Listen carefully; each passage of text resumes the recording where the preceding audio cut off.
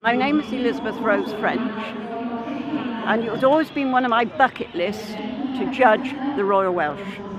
And it's actually come, and I've just judged the best ponies in the world. So I was judging the Welsh Section A's.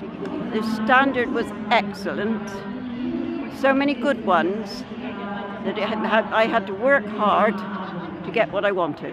I like sweet ahead, neat ears, and important that it's got a good conformation. The winner was Pemboith Bamboo, and it was a very big class, but I thought that she was exquisite. I saw some beautiful ponies, and I think it was lovely that they brought them under me, and I was able to judge them. The Royal Welsh is where the best of all breeds, whether it's cattle or sheep or horses, it's the best, and it's the best show.